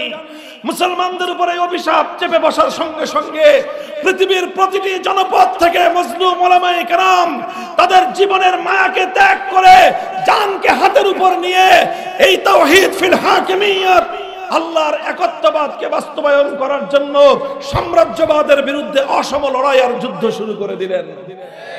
আমাদের এই পাক ভারত উপমহাদেশে সর্বপ্রথম শাহ আব্দুল আজিজ মুহাদ্দিস দেহলভী রাহমাতুল্লাহি আলাইহি তিনি বললেন যে আমার দেশ থেকে আল্লাহর আইনকে উৎখাত করে দিয়ে ব্রিটিশরা তাদের আইন বাস্তবায়ন করেছে, সুতরাং এই দেশে যত সংখ্যক মুসলমান থাকুক না কেন, যে দেশের আইন হয় গায়রুল্লাহর আইন, সেই দেশের শতকরা 100% মুসলমান থাকলেও সেই দেশটা মুসলমানদের দেশ এবং ইসলামী দেশ থাকে না, সেই দেশটা হয়ে যায় দারুল হরব। সেই দারুল হরবের ফতোয়া দিলেন এবং তিনি বললেন এই দারুল হরবকে আবার দারুল ইসলামে পরিণত করা, অর্থাৎ এই মুসলিম জনপদ থেকে গায়রুল্লাহর বিধান এবং গায়রুল্লাহর আইনকে উচ্ছেদ করে আবার আল্লাহর আইন বাস্তবায়ন করার জন্য জিহাদ করা মুসলমানদের জন্য ফরজ। এই ফতোয়ার পর শুরু হলো মুসলমানদের লড়াইয়ের প্রস্তুতি, জিহাদের প্রস্তুতি, যুদ্ধের প্রস্তুতি, অসম লড়াইয়ের প্রস্তুতি নিতে নিতে 1757 সালে ব্রিটিশরা আমাদের দেশে তাদের সাম্রাজ্যের থাবা বিস্তার করার পর আল্লাহর আইনকে উচ্ছেদ করে মানব রচিত আইনের দ্বারা যখন তারা আমাদেরকে শাসন করতে আরম্ভ করলো, 1757 সালের পর 1831 সালে সর্বপ্রথম সৈয়দ আহমদ শহীদ রহমতুল্লাহি আলাইহির নেতৃত্বে আল্লাহর জমিনে আল্লাহর আইন বাস্তবায়নের সেই ধারাকে আবার ফিরিয়ে আনার জন্য জিহাদ হলো, লড়াই হলো। লড়াই হলো বালাকোটের রণাঙ্গনে, জিহাদ হলো বালাকোটের জিহাদ। সেই জিহাদে আমাদের পূর্বপুরুষরা রক্ত দিলেন, জীবন দিলেন, শাহাদাত বরণ করলেন, কিন্তু আল্লাহর আইন বাস্তবায়ন করার চেষ্টা থেকে এক কদম তারা পিছপা হলেন না। 1831 সালের 5ই মে বালাকোটের রণাঙ্গনে রক্তস্নাত ইতিহাস প্রতিষ্ঠিত হয়েছিল শুধুমাত্র এজন্য যে আইন চলবে আল্লাহর জমিনে একমাত্র কার। ওনারা শাহাদাত বরণ করলেন, আন্দোলন পরাস্ত হলো, ওনারা থেমে গেলেন না, আবার নতুন করে প্রস্তুতি গ্রহণ করলেন। 1857 সালের আগে 19 শতকের মাঝামাঝি সময়ে আমাদের পূর্বপুরুষগণ তারা খেলাফতের ঘোষণা দিলেন। তারা একটা এলাকায় ঘোষণা দিলেন এই এলাকায় আল্লাহর আইন চলবে। সেই এলাকাটাকে তারা খেলাফত ঘোষণা করে সেই খেলাফতের একটা রাজধানী দারুল মামলাকা ঘোষণা করলেন। থানা ভবন, থানবী রহমতুল্লাহি আলাইহির যে জন্মভূমি, সেই থানা ভবনকে বললেন এটা হলো আমাদের রাষ্ট্র, আমাদের খেলাফতের প্রধান কেন্দ্র। সেই দারুল খেলাফার প্রধান হলেন আমিরুল মুমিনিন হাজী ইমদাদুল্লাহ মুহাজির মক্কি রহমতুল্লাহি আলাইহি। সেই খেলাফতের চিফ জাস্টিস হলেন রশিদ আহমদ গাঙ্গুহি রহমতুল্লাহি আলাইহি। সেই খেলাফতের প্রধানমন্ত্রী হলেন কাসেম নানুতুবি রহমতুল্লাহি আলাইহি। সেই খেলাফতের প্রধান সেনাপতি হলেন হাফেজ জামিন শহীদ রহমতুল্লাহি আলাইহি। তারা ঘোষণা করলেন আমাদের অধিকৃত এলাকায় একমাত্র আইন চলবে কার? আমরা ব্রিটিশের আইন মানি না, আল্লাহর আইনের জায়গায় কোনো গায়রুল্লাহর আইন আমরা মানি না। ওনারা ব্রিটিশের আইন অমান্য করার স্পষ্ট ঘোষণা দিয়ে দিলেন। শুরু হলো ব্রিটিশের সঙ্গে লড়াই, শুরু হলো যুদ্ধ, শুরু হলো আজাদির সংগ্রাম, শুরু হলো সশস্ত্র যুদ্ধ, স্বাধীনতার যুদ্ধ। 1857 সালে সামেলির রণাঙ্গনে হলো জিহাদ। সেই জিহাদে মুসলিম রাষ্ট্রের মুসলিম খেলাফতের প্রধান সেনাপতি হাফেজ জামিন রহমতুল্লাহ আলাইহি শাহাদাত বরণ করলেন। মুসলমানদের অকাতরে রক্ত ঝরলো, হাজার হাজার আলেম সমাজকে ধরে ধরে ফাঁসি কাস্টে ঝুলানো হলো। ইতিম হলো আলেমদের সন্তান, বিধবা হলো আলেমদের স্ত্রীরা, কল খালি হলো আলেম সম্প্রদায়ের মায়েদের। তারা সব কিছু সহ্য করে নিলেন, বরদাস্ত করে নিলেন। কিন্তু আল্লাহর জমিন এটা কোনো শুধু নিছক শিক্ষা প্রতিষ্ঠান নয়, বরং এই শিক্ষা প্রতিষ্ঠান থেকে আল্লাহর জমিনে আবার আল্লাহর দ্বীন, আল্লাহর আইন বাস্তবায়ন করার সংগ্রামী তৈরি করার কারখানা হিসেবে আমরা এটাকে শুরু করলাম যাত্রা। 1866 সালে যাত্রা শুরু হয়ে 90 বছর পর্যন্ত সংগ্রাম চললো, 80 বছর পর্যন্ত সংগ্রাম চললো। 80 বছরের সংগ্রামের পর 1947 সালে ইংরেজরা, ব্রিটিশরা এই দেশ ছেড়ে যাওয়ার জন্য তারা সম্মত হলো। তারা বলল আমরা এই দেশটা ছেড়ে যাব। যখন এই দেশটা ছেড়ে যাওয়ার জন্য তারা সম্মত হলো, রাজি হলো, তখন এই ভারতবর্ষে মূলত দুই সম্প্রদায়ের বসবাস ছিল। একটা সম্প্রদায় ছিল হিন্দু, অপর সম্প্রদায় ছিল মুসলিম। হিন্দুরা সংখ্যায় বেশি ছিল, মুসলমানরা সংখ্যায় তাদের চেয়ে তুলনামূলক কম ছিল। তখন মুসলমানরা চিন্তা করলো যদি আমরা হিন্দু আর মুসলিম মিলে আবার একত্রিত হই, তাহলে আমরা এখানে আল্লাহর আইন বাস্তবায়ন করতে গেলে, কোরআনের আইন বাস্তবায়ন করতে গেলে, শরীয়তের বিধান বাস্তবায়ন করতে গেলে হিন্দুরা এটার বিরুদ্ধাচরণ করতে পারে। সুতরাং আমরা হিন্দুদের সঙ্গে একসাথে থাকবো না, আমরা একটা আলাদা রাষ্ট্র চাই, আমরা একটা আলাদা ভূখণ্ড চাই। সেই ভূখণ্ডে আমরা মুসলমানরা আমরা আমাদের আল্লাহর আইন, আল্লাহর কোরআনের বিধান, ইসলামী শরীয়তের শাসন ব্যবস্থা বাস্তবায়ন করব। এটা নিয়ে সংগ্রাম শুরু হলো, আন্দোলন শুরু হলো। একদিকে হিন্দুস্তান ভারত, আর একদিকে হলো পাকিস্তান, যেই পাকিস্তানের মাটিতে বাস্তবায়ন হবে আল্লাহর কোরআন। মুহতারাম হাজিরিন, এই পাকিস্তান ভারতবর্ষে যেই সকল অঞ্চলগুলোতে মুসলমানদের সংখ্যাধিক্য ছিল তার বেশিরভাগ অঞ্চল ছিল সেই পাকিস্তানের, সেই আপনার পাঞ্জাব, খাইবার পখতুনখোয়া এবং তাদের বেলুচিস্তান সহ অনেকগুলো এলাকায় সেখানে মুসলমানদের সংখ্যাধিক্য ছিল। আর তাদের থেকে অনেক দূরে বিচ্ছিন্ন এক এলাকায়, একটা প্রান্তিক এলাকায়, এই বঙ্গ অঞ্চলের অর্ধেকে পূর্ববঙ্গের এই অঞ্চলে এখানেও ছিল মুসলমানদের সংখ্যাধিক্য। তখন এই মুসলমানরা তারা অনেক ত্যাগ আর কোরবানি স্বীকার করার জন্য প্রস্তুত হলো। ইতিহাস বলে আল্লাহর জমিনে আল্লাহর আইনের দ্বারা শাসিত হওয়ার জন্য যেই সম্প্রদায়ের সবচেয়ে বেশি ত্যাগ আর কোরবানি রয়েছে সেটা বেলুচিস্তানের মানুষ নয়, সেটা পাঞ্জাবের মানুষ নয়, সেটা খাইবার পাখতুনখোয়ার মানুষ নয়, সেটা সীমান্ত প্রদেশের মানুষ নয়, বরং আল্লাহর জমিনে আল্লাহর আইনের দ্বারা শাসন ব্যবস্থা কায়েম করার জন্য যারা সবচেয়ে বেশি ত্যাগ কোরবানির নজরানা পেশ করলো সেই ভূখণ্ডের নাম, সেই সম্প্রদায়ের নাম হলো, ভূখণ্ডের নাম হলো পূর্ববঙ্গ, আর সেই সম্প্রদায়ের নাম হলো বাঙালি মুসলমান। আলহামদুলিল্লাহ, আমরা আমাদের পূর্বপুরুষদেরকে নিয়ে গৌরব করি, অহংকার করি। মীর নেসার আলী তিতুমীর রহমতুল্লাহ আলাইহি আল্লাহর জমিনে আল্লাহর আইন বাস্তবায়ন করার জন্য প্রতিরোধ সংগ্রাম করলেন। অস্ত্র নাই, শস্ত্র নাই, শক্তি নাই, বাঁশ দিয়ে কেল্লা নির্মাণ করলেন, বাঁশের লেঠেল বানায়ে ইংরেজদের বিরুদ্ধে আল্লাহর বিধানকে বাস্তবায়ন করার জন্য যুদ্ধ করলেন, লড়াই করলেন। ইংরেজরা বন্দুক দিয়ে, তোপ কামান দিয়ে তিতুমীরের বাঁশের কেল্লা আগুন দিয়ে জ্বালিয়ে দিল। তিতুমীরের লাঠিয়ালদের বিরুদ্ধে বন্দুক নিয়ে তারা যুদ্ধ করলো। তিতুমীর এবং তার লাঠিয়াল বাহিনী শাহাদাত বরণ করলেন, রক্ত দিয়ে আল্লাহর জমিনকে রঞ্জিত করলেন। কিন্তু আল্লাহর আইনের জায়গায় গায়রুল্লাহর আইনের সামনে মাথা নত করলেন না। আমাদের এদেশের আরেকজন বিপ্লবী সংগ্রামী, স্বাধীনতার এক মহানায়কের নাম হাজী শরীয়তুল্লাহ রহমতুল্লাহ আলাইহি। হাজী শরীয়তুল্লাহর আন্দোলন ইতিহাস থেকে পড়ুন। তার আন্দোলনের নাম ছিল ফরায়েজি আন্দোলন। তিনি এক জামাত গঠন করলেন, সেই জামাতের নাম ছিল ফরায়েজি জামাত। ফরায়েজি মানে কি? ফরায়েজি মানে হলো আল্লাহর ফরজ বিধানগুলো বাস্তবায়ন করার আন্দোলন। তিনি আল্লাহর ফরজ বিধান বাস্তবায়ন করার জন্য আন্দোলন শুরু করলেন। সেই আন্দোলনে অসংখ্য মানুষ রক্ত দিল, জীবন দিল, শাহাদাত বরণ করলো। এই বাংলা জনপদের মুসলমানরা শত শত বছর পর্যন্ত আল্লাহর জমিনে আল্লাহর আইনের দ্বারা শাসিত হওয়ার জন্য ত্যাগ, কোরবানি আর শাহাদাতের অসংখ্য নজরানা পেশ করেছেন। এরপরে দেখেন যখন 1947 সাল আসলো, এই ভারতবর্ষ স্বাধীন হবে। ভারতবর্ষ স্বাধীন হওয়ার সময় এই বাংলার মুসলমানদের সামনে দুটো অপশন ছিল, দুটো সুযোগ ছিল। একটা হলো নিজেদের পার্শ্ববর্তী বিশাল ভারতের সঙ্গে একত্রিত হয়ে বিশাল একটা সাম্রাজ্য এবং বিশাল একটা দেশের নাগরিক হওয়া, অনেক বড় দেশের নাগরিক হওয়া।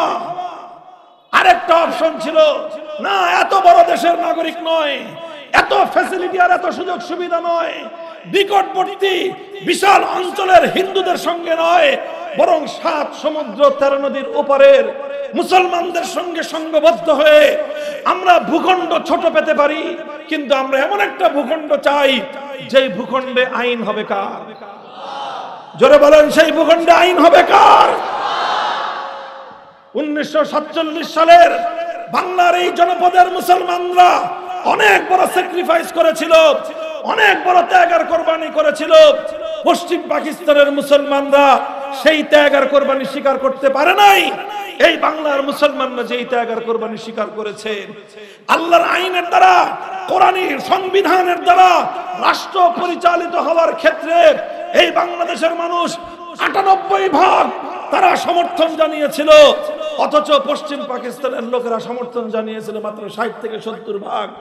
অর্থাৎ আল্লাহর জমিনে আল্লাহর বিধান বাস্তবায়ন করার ক্ষেত্রে মুসলমানদের জন্য কোরআনী শাসনতন্ত্রের মাধ্যমে রাষ্ট্র গঠন করার জন্য, পাকিস্তান গঠন করার জন্য পাকিস্তানের, পশ্চিম পাকিস্তানের মানুষের যত আবেগ এবং তাদের যত ত্যাগ আর কোরবানি ছিল, তার চেয়ে অনেক বেশি ত্যাগ আর কোরবানি ছিল এই বাংলার মুসলমানদের।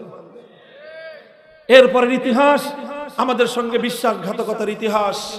এরপরের ইতিহাস পশ্চিম পাকিস্তানের স্বৈর শাসক খান পাঠানরা বাংলাদেশের মুসলমানদের ত্যাগ আর কোরবানির প্রতি বৃদ্ধাঙ্গুলি প্রদর্শন করে আমাদের শাহাদাতের রক্তের সঙ্গে গাদ্দারি করবার ইতিহাস। 24 বছর পর্যন্ত পাকিস্তান টিকে থাকলো।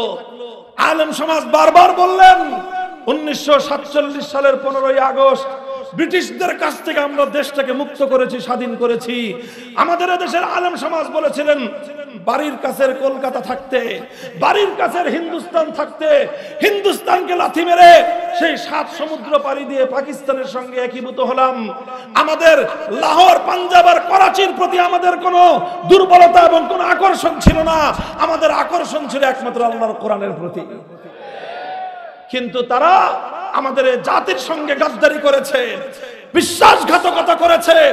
এ জাতির বাংলাদেশের মুসলমানরা আল্লাহর আইন বাস্তবায়ন করার জন্য যে ত্যাগ আর কোরবানি স্বীকার করলেন, তারা বিন্দু মাত্র তার মূল্যায়ন করলো না।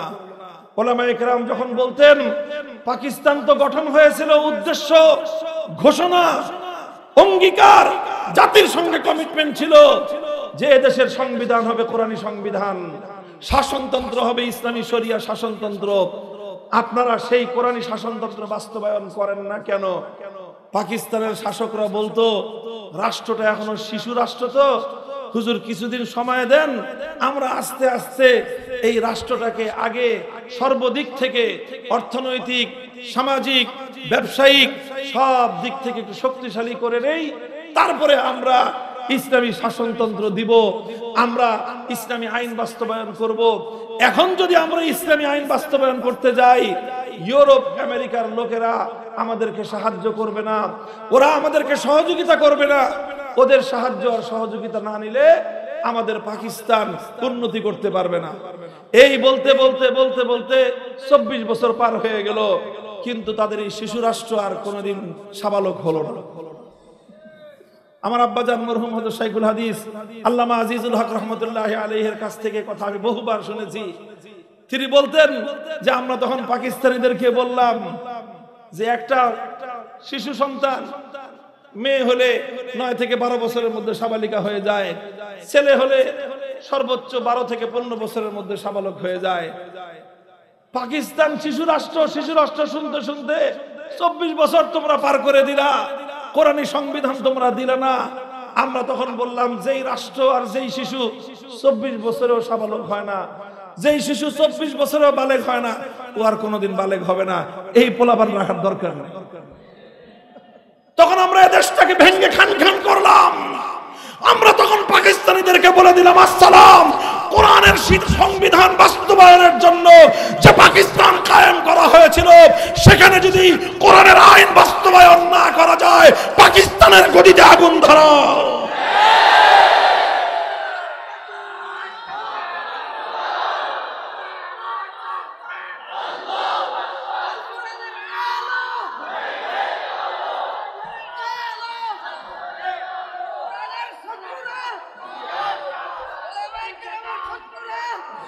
মুহতারাম হাজিরিন, এই যখন পাকিস্তানিদের সঙ্গে আলেম সমাজের দ্বিধাদ্বন্দ্ব, আলেম সমাজের যখন এটা নিয়ে তাদের সঙ্গে দ্বন্দ্ব আর লড়াই চলছে, আলেমরা বলতেছে যে উদ্দেশ্যে, যে অঙ্গীকার করে মুসলমানদের জন্য আলাদা ভূখণ্ড নেওয়া হয়েছিল, সে অঙ্গীকার তোমরা বাস্তবায়ন করো, আমরা কোরআনের সংবিধান চাই।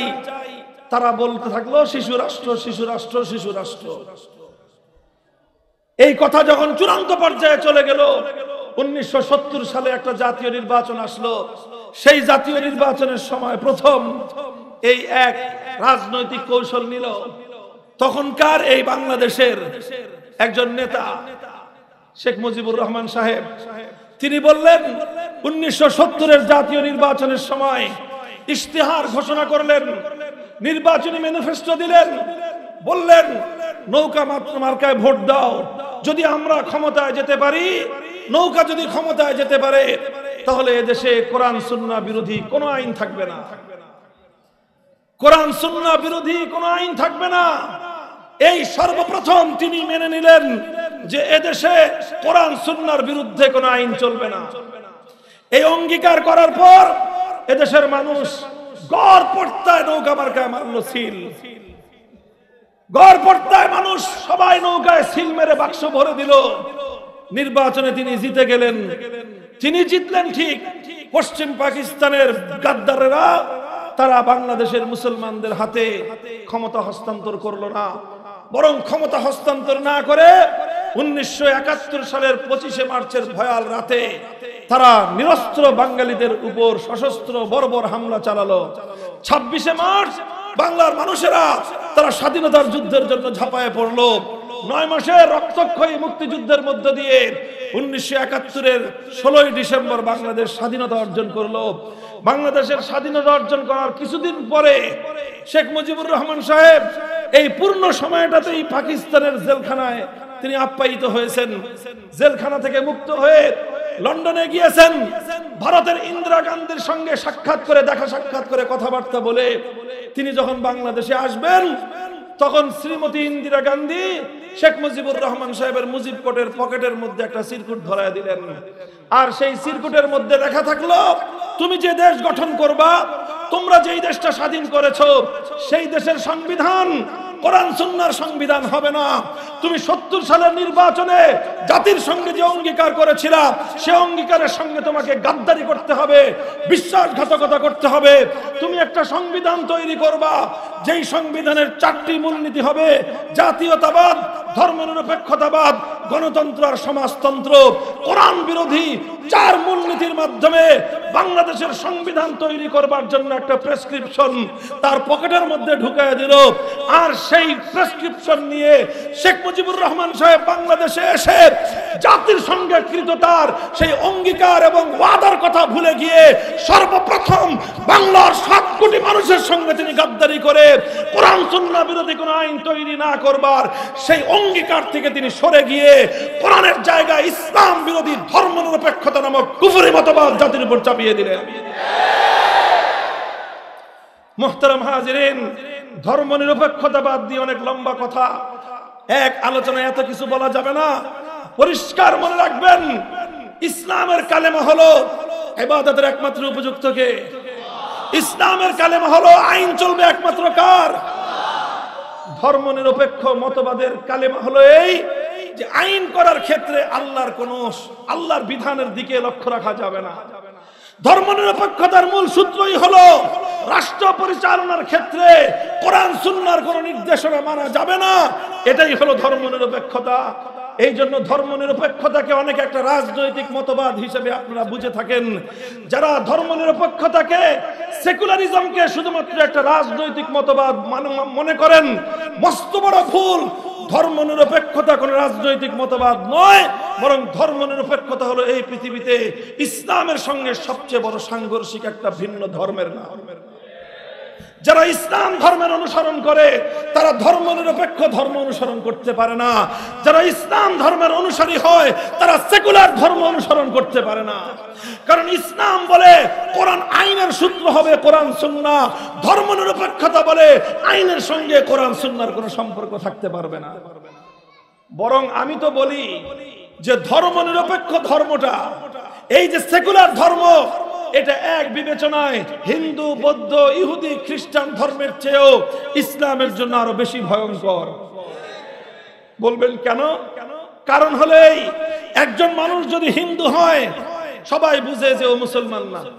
কথা বলেন, কোন মানুষ কোন হিন্দুকে কোনদিন মুসলমান মনে করে? কারণ হিন্দু তো হিন্দুই, আবার মুসলমান হয় কিভাবে? কোন মানুষ যদি বৌদ্ধ, খ্রিস্টান হয় কেউ তাকে মুসলমান মনে করে? তার জন্য এই জন্য তাকে ইসলামের দাওয়াত দেয়, ভাই তুমি ইসলামের কালিমা গ্রহণ করো, চিরস্থায়ী জাহান্নাম থেকে তুমি মুক্তি পেয়ে যাবা।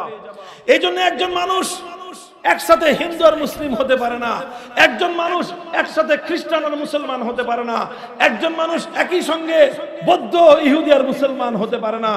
কারণ সবাই জানে হিন্দু, বৌদ্ধ, ইহুদি, খ্রিস্টান হলে মুসলমান হওয়া যায় না। কিন্তু মানুষ এটা জানে না যে সেকুলার হলেও মুসলমান হওয়া যায় না। এই জন্য আজ গোটা মুসলিম সমাজের মধ্যে মুসলিম নামধারী সেকুলারে ভরে গেছে। সেকুলার মুসলিম অর্থ হলো হিন্দু মুসলিম। সেকুলার মুসলিম মানেই হলো হিন্দু মুসলিম, সেকুলার মুসলিম মানেই হলো খ্রিস্টান মুসলিম। আপনারা বলেন, দুনিয়াতে খ্রিস্টান মুসলিম নামক কোন পদার্থ পৃথিবীতে খুঁজে পাওয়া যাবে? কোন মানুষ একই সঙ্গে খ্রিস্টান মুসলিম হতে পারে? কোন মানুষ একসঙ্গে হিন্দু মুসলিম হতে পারে? কোন মানুষ একই সঙ্গে বৌদ্ধ মুসলিম হতে পারে? হিন্দু, বৌদ্ধ, খ্রিস্টান যেরকম মুসলিম হতে পারে না, কোন ব্যক্তি সেকুলার হলে সেও মুসলিম হতে পারে না। আশ্চর্যজনক ভাবে এই পাশ্চাত্যের ইহুদিরা, পাশ্চাত্যের ইহুদি চক্রান্ত সারা দুনিয়ার মুসলিম সমাজের মধ্যে সেকুলারিজমের মতো বিষাক্ত এক ধর্ম চালিয়ে দিয়ে লক্ষ লক্ষ মুসলমানদের ঈমান হরণ করে তাদেরকে বেঈমান বানায় সেকুলার ধর্মের অনুসারী বানিয়ে মুসলমানদের সমাজকে জাহান্নামের আগুন দিয়ে জ্বালিয়ে ছারখার করে দিয়েছে।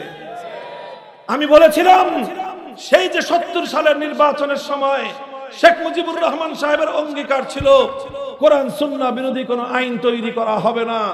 1971 সালে 72 সালে এসে তিনি তার সেই অঙ্গীকারের সঙ্গে গাদ্দারি করলেন, তিনি তার সেই কমিটমেন্টকে ভঙ্গ করলেন, তিনি তার সেই ওয়াদা ভঙ্গ করে কোরআন সুন্নাহ বিরোধী শুধু আইন তৈরি করলেন না, বরং সম্পূর্ণ কোরআন সুন্নাহর সঙ্গে শতভাগ সাংঘর্ষিক ধর্মনিরপেক্ষ কুফরি মতবাদের দ্বারা এক কুফরি সংবিধান এদেশের মুসলমানদের উপর চাপিয়ে দিলেন। চললো 72 থেকে 75 পর্যন্ত। ইতিহাসের ধারাটা বুঝবেন। আমার আখেরি কথা হলো, আজ আমরা যে পর্যায়ে দাঁড়িয়ে আছি, এই পর্যায়ে দাঁড়িয়ে আলেম সমাজের পক্ষ থেকে, মুসলিম জনতার পক্ষ থেকে, তাওহীদি জনতার পক্ষ থেকে, বিপ্লবীদের পক্ষ থেকে এই জাতি এবং এই রাষ্ট্র কর্ণধারদের কাছে আমাদের স্পষ্ট একটা পয়গাম দেওয়া দরকার। এটাই হলো আমার মূল মেসেজ, মূল বক্তব্য। 1972-এর পরে 75 পর্যন্ত চললো এই জিনিস। 75-এর পট পরিবর্তনের পরে যারা ক্ষমতায় আসলেন কিছু কিছু চেঞ্জ করতে চেষ্টা করলেন। সেই চেঞ্জিং এর মধ্যে কয়েকটা গুরুত্বপূর্ণ চেঞ্জিং ছিল। 3টা বড় বড় গুরুত্বপূর্ণ পরিবর্তন হয়েছে। সেই পরিবর্তনগুলোর মাধ্যমে পরিপূর্ণ না হলেও সেই সেকুলার থেকে, সেকুলার মতবাদ থেকে একটু একটু করে ইসলামের দিকে দেশকে, সংবিধানকে এগিয়ে আনার চেষ্টা করা হয়েছে। তার মধ্যে প্রথম ছিল সংবিধানের শুরুতে বিসমিল্লাহির রহমানির রহিম সংযুক্ত করা হলো। 2 নম্বর, সংবিধানের শুরুতে সবকিছুর জন্য আল্লাহর উপর অবিচল আস্থা এবং বিশ্বাসকে সংবিধানের মূল ভিত্তি হিসেবে স্থাপন করা হলো। আল্লাহর উপর অবিচল আস্থা এবং বিশ্বাস, এই ভিত্তি যখন স্থাপিত হয়, আসলে এই ভিত্তির মাধ্যমেই সংবিধানের মধ্যে কোরআন সুন্নাহ বিরোধী যতগুলো ধারা আছে সবগুলো ধারা স্বয়ংক্রিয়ভাবে বাতিল হয়ে যাওয়ার কথা। এই জন্যই এই কথাটা বুঝতে পেরেছে এই সেকুলার ধর্মের ধ্বজাধারীরা। এই জন্য সুযোগ পাওয়ার পর সর্বপ্রথম তারা সংবিধান থেকে আল্লাহর উপর অবিচল আস্থা এবং বিশ্বাসকে তারা মুছে ফেলেছে। কারণ আল্লাহর উপর অবিচল আস্থা এবং বিশ্বাস যদি থাকে, তাহলে কোরআন সুন্নাহ বিরোধী কোনো আইন, কোনো নীতি, কোনো সংবিধানের ধারা এখানে থাকতে পারে না। মুহতারাম হাজিরিন, আস্তে আস্তে আজ আমরা যে পর্যায়ে এসে এখন দাঁড়িয়েছি, আমাদের এই সংবিধানের মধ্যে প্রায় 17 বার অ্যামেন্ডমেন্ট এসেছে, 17 বার 18 বার সংশোধনী এসেছে। এই সব সংশোধনীর পর এখন বাংলাদেশের সবচেয়ে যেই আওয়াজ চারিদিক থেকে শোনা যায়, সেই আওয়াজের নাম হলো সংস্কার, সংস্কার, সংস্কার। কথা বলেন, চারিদিক থেকে সংস্কারের আওয়াজ। আমরা আমাদের স্পষ্ট দ্ব্যর্থহীন সংস্কারের কথা তুলে ধরতে চাই। আমরা শুধুমাত্র লিখিত একটা পত্রের মাধ্যমে রাষ্ট্রীয় কর্ণধারদের কাছে টেবিলের আলোচনায় নয়, জাতির সামনে আমাদের বক্তব্য আমরা স্পষ্ট ভাষায় তুলে ধরতে চাই। হে মুসলিম সমাজ, হে মুসলমানদের মধ্যে যারা আল্লাহর একত্ববাদকে বিশ্বাস করো, সময় এসেছে এই একত্ববাদকে বক্ষে ধারণ করবার এবং সেই একত্ববাদের বিশ্বাসকে তোমার সমাজে স্থাপন করা। কারণ তুমি যদি তোমার এই একত্ববাদ তাওহীদ ফিল হাকিমিয়াহকে যদি তুমি জায়গা মতো বাস্তবায়ন করতে না পারো, পদে পদে তুমি মুসলিম হওয়া সত্ত্বেও তোমাকে ঈমান বিধ্বংসী কার্যকলাপের সঙ্গে সম্পৃক্ত হতে হয়। এই যে দেখেন, যে কোনো জাতীয় দিবস আসলে আমাদের বাংলাদেশের যে জাতীয় ক্যান্টনমেন্ট আছে, সেই ক্যান্টনমেন্টের মধ্যে একটা শিখা অনির্বাণ আছে। কি অনির্বাণ? অর্থাৎ আগুন জ্বলছে তো জ্বলছে, জ্বলছে তো জ্বলছে, সেই যে জ্বালাইছে আর কোনোদিনই আগুন নিবে না। সেই আগুনের সামনে গিয়ে 16ই ডিসেম্বর, 26শে মার্চ, 21শে ফেব্রুয়ারি সহ প্রত্যেকটি জাতীয় দিবসের সময় সেই আগুনকে গিয়ে সম্মান জানাতে হয়, স্যালুট দিতে হয়। রাষ্ট্রীয় কোনো অতিথি আসলে, বিদেশ থেকে কোন সেনা প্রধান বা উচ্চপদস্থ সেনা কর্মকর্তারা বাংলাদেশে আসলে বাংলাদেশের মুসলমানের সন্তান সেনা প্রধান সহ সেখানে গিয়ে অগ্নি পূজারীদের মতো আগুনের সামনে গিয়ে নীরবতা পালন করতে হয়, যেটা স্পষ্ট শিরকি সংস্কৃতি, যেটা স্পষ্ট শিরক। আগুনকে এভাবে সম্মান জানানো কোন মুসলমানের পক্ষে, যে একত্ববাদকে বিশ্বাস করে, আল্লাহর একত্ববাদে বিশ্বাসী কোন মুসলিম আগুনকে স্যালুট জানাতে পারে না। 21শে ফেব্রুয়ারি আসলেই সকল জায়গায় মৃত ব্যক্তিদের নামে, শহীদদের নামে বেদি তৈরি করা হয়, আর সেই বেদির মধ্যে ফুলের স্তবক তৈরি করা হয়, পুষ্পস্তবক অর্পণ করা হয়। এটা এমন একটা সেনসিটিভ বিষয়, কেউ এটা নিয়ে আমরা কথা বলি না। কারণ কিছু বলতে গেলেই বলা হবে যে আমরা 21-এর চেতনা বিরোধী। আমরা 21-এর চেতনা বিরোধী না। 1952 সালের 21শে ফেব্রুয়ারি জীবন দিয়েছিল আমাদের ভাইয়েরা আব্দুল সালাম, রফিকুল ইসলাম, আব্দুল জব্বার। এরা সবাই মুসলিম মায়ের সন্তান ছিল। এই সকল মুসলিম সন্তানেরা তারা তাদের মাতৃভাষা বাংলার প্রতি যখন বৈষম্য হয়েছে, সেই বৈষম্যের বিরুদ্ধে, সেই জুলুমের বিরুদ্ধে কথা বলতে গিয়ে অকাতরে তাদের জীবন গিয়েছে। তারা কোনো শিরকি সংস্কৃতি বাস্তবায়নের জন্য জীবন দেয় নাই। কিন্তু সেকুলার রাষ্ট্র, সেই সেকুলার রাষ্ট্র এবং সেই সেকুলার ব্যবস্থাপনা সেই সকল শহীদদের জায়গায় কিছু বেদি তৈরি করলো, আর সেই বেদিতে খালি পায়ে হেঁটে গিয়ে সেখানে ফুল দিতে হয়। অথচ ইসলাম ধর্ম মতে, কোরআন সুন্নাহর স্পষ্ট ফতোয়া মতে কোন মৃত ব্যক্তির কবর অথবা তার স্মৃতি ফলকের উপর কোন ফুল অথবা কোন ফুলের স্তবক অর্পণ করা, এটা স্পষ্ট শিরকি সংস্কৃতি, ইসলামে হারাম এবং নিষিদ্ধ। অথচ মুসলমানদের দেশের এত বড় একটি জাতীয় দিবসে সেখানে এই শিরকি সংস্কৃতির বিরুদ্ধচারণ করার উপায় নাই। কারণ সেটার বিরুদ্ধে কোরআনের ফতোয়ার কথা বলতে গেলে ওরা বলবে যে এরা 21-এর চেতনার পরিপন্থী। আমরা বলি যে না, আমরা 21-এর চেতনার পরিপন্থী না। আমরা মাতৃভাষার সম্মান এবং মর্যাদার পক্ষের শক্তি, কিন্তু আমরা শহীদ মুসলমানদের জন্য শিরকি সংস্কৃতির মাধ্যমে শ্রদ্ধা প্রদর্শনে বিশ্বাসী না। আজ এই যে বাংলাদেশের যে সংসদ রয়েছে, এই সংসদে যদি কোনো ব্যক্তিকে সংসদ সদস্য হিসেবে শপথ নিতে হয়, তাহলে সেই শপথের মধ্যে এমন কথা, এমন শপথনামা রয়েছে, যেই শপথনামা পরিপূর্ণভাবে বাস্তবায়ন করতে গেলে একজন মানুষকে তাওহীদ ফিল হাকিমিয়া, আল্লাহর একত্ববাদের সঙ্গে বিশ্বাসঘাতকতা করতে হয়। এই সংবিধানের আলোকে একটা দৃষ্টান্ত দিয়ে আমি আলোচনা সমাপ্তির দিকে নিচ্ছি, খুব ভালো করে বুঝেন। বাংলাদেশের চলমান সংবিধানের আলোকে একটা নির্বাচন কমিশন আছে। কি আছে? বাংলাদেশের যে কোনো রাজনৈতিক দল বাংলাদেশে রাজনীতি করতে চাইলে, নির্বাচনে অংশগ্রহণ করতে চাইলে তাদের জন্য বাধ্যতামূলক হলো কি, নির্বাচন কমিশনের নিবন্ধন লাগবে। আর নির্বাচন কমিশনের নিবন্ধন নিতে গেলে অনেকগুলো কোরআন সুন্নাহ বিরোধী আইন সেখানে মুখোমুখি হতে হয়। আর সেই আইনের সঙ্গে সামান্য একটু বিরোধ হলে তখন ইসলামকে পরিবর্তন করতে হয়, কিন্তু তারা তাদের কুফরি সংবিধানের ধারাকে পরিবর্তন করে না। তার জ্বলন্ত দুটো দৃষ্টান্ত আমি দেখাই। আপনারা জানেন বাংলাদেশে উলামায়ে কেরামের নেতৃত্বে একটা রাজনৈতিক সংগঠন ছিল। সেই সংগঠনটার নাম হলো ইসলামী শাসনতন্ত্র আন্দোলন। নামটা জানেন আপনারা? 1987 সালে উলামায়ে কেরাম বাংলাদেশের শীর্ষ আলেমরা ঐক্যবদ্ধ হয়ে এই প্ল্যাটফর্মটা গঠন করেছিলেন। প্রতিষ্ঠাকালের মুখপাত্র ছিলেন শাইখুল হাদিস আল্লামা আজিজুল হক রাহমাতুল্লাহি আলাইহি। তিনি ছিলেন এর প্রধান সমন্বয়কারী। তার সহযোগী ছিলেন বাইতুশ শরফের পীর সাহেব মরহুম আব্দুল জব্বার রাহমাতুল্লাহি আলাইহি। অন্যতম সহযোগী ছিলেন চরমনায়ের মরহুম পীর হযরত সৈয়দ ফজলুল করিম রাহমাতুল্লাহি আলাইহি। তার অন্যতম সহযোগী ছিলেন মরহুম হযরত মাওলানা আব্দুল্লাহ হোসেন সাইদি রাহমাতুল্লাহি আলাইহি। অন্যতম সহযোগী ছিলেন এই যে মাওলানা সৈয়দ কামালউদ্দিন জাফরি। তার অন্যতম সহযোগী ছিলেন মরহুম হযরত মাওলানা আব্দুল গফফার রাহমাতুল্লাহি আলাইহি। এই সকল আলেমরা মিলে ইসলামী শাসনতন্ত্র আন্দোলন করলেন।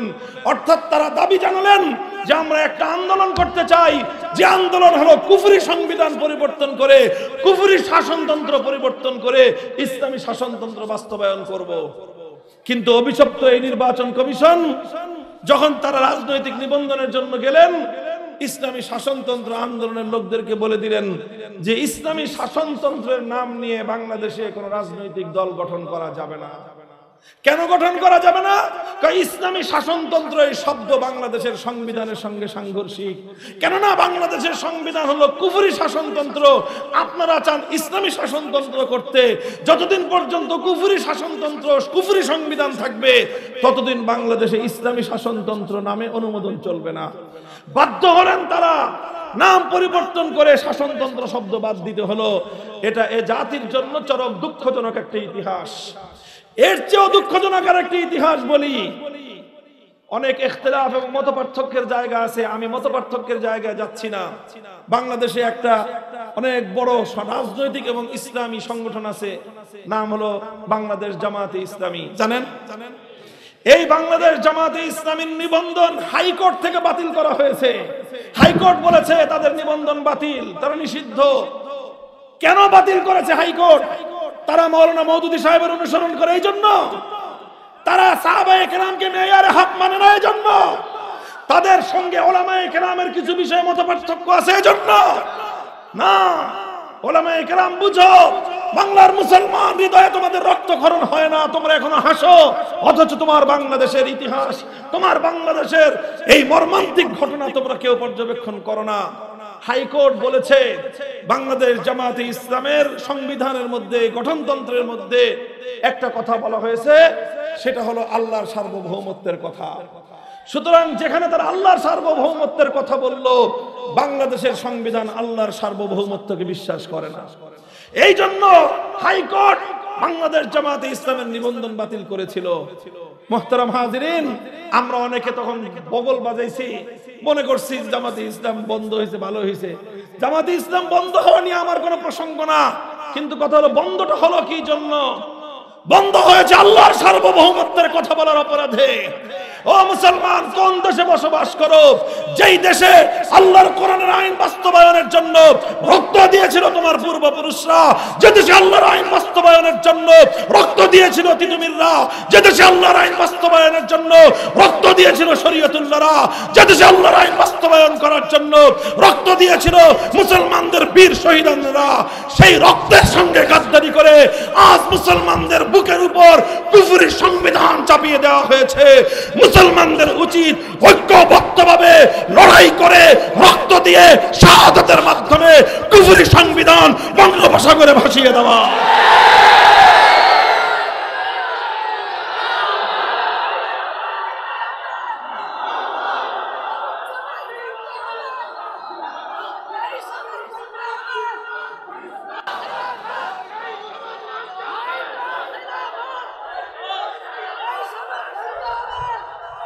ভাই, আমাদেরকে সমাজ এবং রাষ্ট্রীয় জীবনের প্রতিটি পদে পদে এভাবেই অনেক সময় খুশিতে, অনেক সময় বাধ্য হয়ে, অনেক সময় জেনে আর অনেক সময় না জেনে, অনেক সময় বুঝে অনেক সময় না বুঝে প্রতিনিয়ত আমাদেরকে কুফরির সামনে মাথা নত করে চলতে হচ্ছে।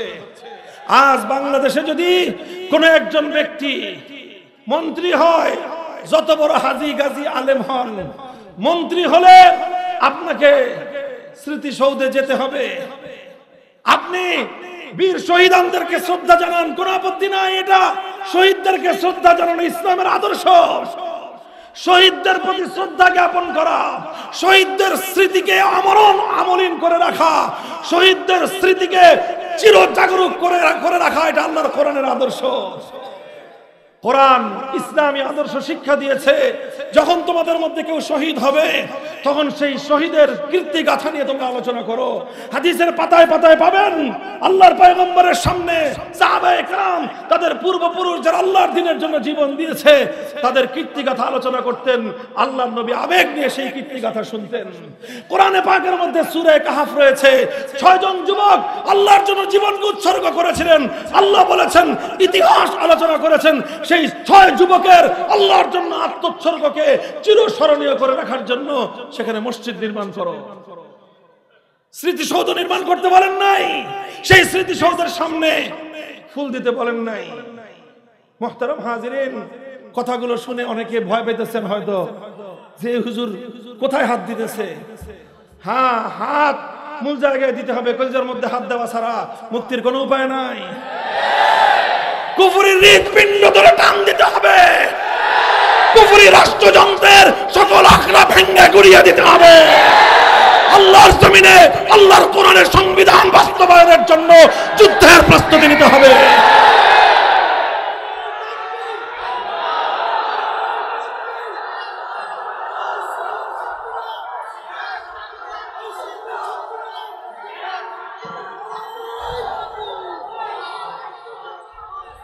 মুহতারাম হাজিরিন, এই সব আলোচনার সার কথা হলো এই, আমি স্পষ্ট ভাষায় বলতে চাই, আমরা এই যে 5ই আগস্ট যে বিপ্লব হলো, 5ই আগস্ট বিপ্লব হয়েছে কি হয় নাই? এই বিপ্লবটা কেমন বিপ্লব ছিল? এই বিপ্লবকে সবাই যার যার মতো সংজ্ঞায়িত করে। আমি এই বিপ্লবের দুটো প্রতীকী রূপ দেখাতে চাই।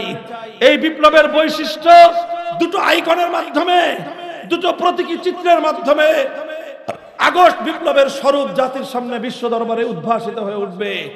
তার প্রথম চিত্রটা হলো এই, আগস্ট বিপ্লবের সময় আপনারা লক্ষ্য করেছেন বাংলাদেশের প্রায় প্রতিটি শহরে শহরে আমাদের ছেলেরা, স্কুল কলেজ ইউনিভার্সিটি মাদ্রাসার ছাত্ররা নিজেদের মধ্যকার ভেদাভেদের সকল দেয়াল ভেঙে গুড়িয়ে দিয়ে হাতে হাত ধরে দাঁড়িয়ে গিয়েছিল। পিচ ঢালা রাজপথে স্লোগানে স্লোগানে স্লোগানে বৈষম্যের বিরুদ্ধে, ফ্যাসিবাদের বিরুদ্ধে তারা উচ্চকিত হয়ে স্লোগানে স্লোগানে আল্লাহর আকাশ বাতাস মুখরিত করে তুলেছিল।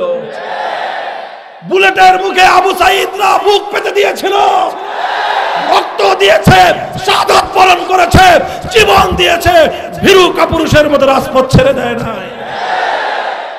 রক্ত দিচ্ছে, জীবন দিচ্ছে, স্লোগান তুলছে, মিছিল করছে। নামাজের ওয়াক্ত হয়ে যাওয়ার সঙ্গে সঙ্গে সেই রাজপথে দাঁড়িয়ে আল্লাহু আকবার আযানের ধ্বনি তুলছে। একজন ইমাম হয়ে আল্লাহর দরবারে নামাজে দাঁড়িয়ে স্কুল কলেজ ইউনিভার্সিটি মাদ্রাসার ছাত্ররা নিজেদের মধ্যকার সকল ভেদাভেদগুলো ছুঁড়ে ফেলে সেই পিচ ঢালা রাজপথ, যে পথ তাদের ভাইদের বুকের রক্ত দিয়ে রঞ্জিত হয়েছিল, সেই পিচ ঢালা রাজপথকে জায়নামাজ বানিয়ে আল্লাহর দরবারে সিজদায় লুটিয়ে পড়েছে। এরপর নামাজের পরে ফরিয়াদের হাত উত্তোলন করে আল্লাহর কাছে সাহায্য কামনা করেছে। আল্লাহ পাক সাহায্য করেছেন কি করেন নাই? আমি তো বলি এরা বাংলার আবাবিল, এরা বাংলার আবাবিল। বাংলাদেশের 15 বছরের স্বৈরাচারী হস্তি বাহিনী আসহাবুল ফিল, এই আসহাবুল ফিল এরা মনে করেছিল এই জনপদে তাদেরকে মোকাবেলা করার মতো কেউ নাই। আল্লাহ বললেন যে তোমাদেরকে মোকাবেলা করার জন্য আমি বিএনপির মতো বড় দলকে কাজে লাগাবো না, তোমাদের মোকাবেলা করার জন্য বড় বড় কোনো সংগঠন, বড় বড় নেতা নেত্রীকে আমি কাজে লাগাবো না। আমি ক্ষুদ্র ক্ষুদ্র আবাবিল ছাত্র জনতাকে তোমাদের বিরুদ্ধে আমি সাহায্য করলাম। এই আবাবিল যখন ছুটলো, বাদ ভাঙ্গা জোয়ারের মতো ছুটলো, 5ই আগস্ট অপরাহ্ন আসার আগেই সেই আসহাবুল ফিলের স্বৈরাচারী ফ্যাসিবাদ বাংলার মাটি থেকে পালিয়ে যেতে বাধ্য হলো। সুতরাং আগস্ট বিপ্লবের যদি কেউ বাস্তবতা এবং তার প্রকৃত চিত্র দেখতে চায়, আমি বলবো জুলাই মাসে জুড়ে বাংলার এই প্রত্যন্ত প্রতিটি শহরে শহরে আমাদের ছাত্রদের সেই আল্লাহর দরবারে সিজদায় লুটিয়ে পড়া আর আল্লাহর কাছে ফরিয়াদের সেই দৃশ্যগুলো যেন তারা দেখে নেয়, তাহলেই বুঝতে পারবে আগস্টের বিপ্লবের প্রকৃত রহস্য কি ছিল। আপনারা কেউ দেখেছেন কিনা জানি না, এখন তো সব ইন্টারনেটের যুগ, সামাজিক যোগাযোগ মাধ্যমে অনেক কিছু দেখা যায়।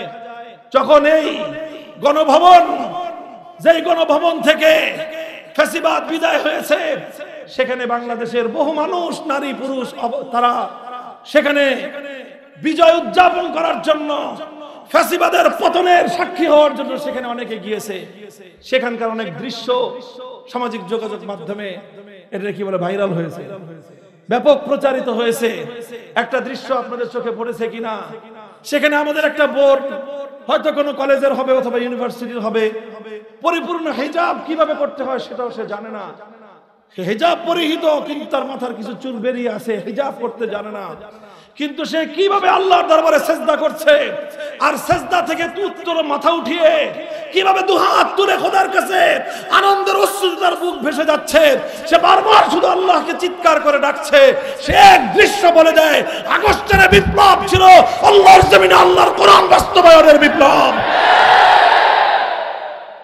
যে দেশের মায়েরা, যে দেশের মায়েরা বিজয়ের শুভক্ষণে এভাবে আল্লাহর দরবারে অবনত হতে জানে, যে দেশের মেয়েরা আল্লাহর দরবারে বিজয়ের এই আনন্দকে উৎসর্গ করতে জানে, সেই মায়েদের গর্ভে মুহাম্মদ বিন কাসেম তৈরি হবে ইনশাআল্লাহ। এই জনপদে গৌর গোবিন্দদের স্থান হবে না। গৌর গোবিন্দর চেলা চামুন্ডারা বাংলাদেশে চট করে ঢুকে পড়বার এই দুঃস্বপ্ন দেখা বাদ দাও। এদেশে আসতে হলে শাহজালালের মাধ্যমে আবার নতুন করে কালেমা পড়ে আসতে হবে। ইসলামকে বরণ করো, আমরা তোমাদেরকে সম্ভাষণ জানাবো। ইসলামের সঙ্গে গাদ্দারি করবা, আমরা তোমাদেরকে উচ্ছেদ করার জন্য যা করতে হয় তাই করব। এটা ছিল আগস্ট বিপ্লবের একটা প্রতীকী রূপ, আল্লাহর দরবারে সিজদা করা, ফরিয়াদ জানানো। এটাই ছিল আগস্ট বিপ্লবের অন্যতম একটা বৈশিষ্ট্য। দ্বিতীয় বৈশিষ্ট্য ছিল, এটা বলার জন্য কানার ভাই আন্দাকেও কোনো কিছু দেখতে বলতে হবে না, গোটা বাংলাদেশ দেখেছে।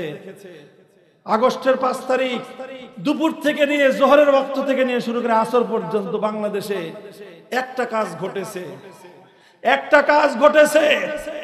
যেখানে যেখানে দেশের সম্পদ অপচয় করে, মানুষের প্রতিবাদকে উপেক্ষা করে, আলেম সমাজের ফতোয়া এবং উপদেশকে উপেক্ষা করে ভাস্কর্যের নামে যত মূর্তি তৈরি করা হয়েছিল, কাউকে কিছু বলতে হয় নাই। গোটা বাংলাদেশ 1 থেকে 2 ঘন্টার মধ্যে মূর্তি নামক অপবিত্রতা থেকে মুক্ত হয়ে গিয়েছে। আমরা বলেছিলাম একটা মূর্তি বানায়েন না, বসায়েন না, মানুষটা মারা গেছে, কবরে কি অবস্থায় আছে জানি না, শান্তিতে থাকতে দেন। তিনি বললেন যে না, আমার বাপ কবরে শান্তিতে থাকবে কেন? মূর্তি বানায় বাপকে উত্তপ্ত করার আয়োজন করলেন। আমি উপদেশ দিলাম, আমরা উপদেশ দিলাম, ভাল লাগলো না, আমাদেরকে জেলে পুরে রাখলো যেন কোনো উপদেশের কথা বলতে না পারি। মনে করেছিলেন আমাদের কণ্ঠ স্তব্ধ করে দিলে বাংলাদেশটাকে মূর্তির রাজ্য বানানো যাবে। বাংলার তৌহিদি জনতা 5ই আগস্টের মধ্যাহ্ন বিরতির পরে বিপ্লবের প্রথম প্রহরে দেখিয়ে দিয়েছে এদেশটা গৌর গোবিন্দের নয়, এদেশটা খান জাহান আলী শাহজালালদের দেশ।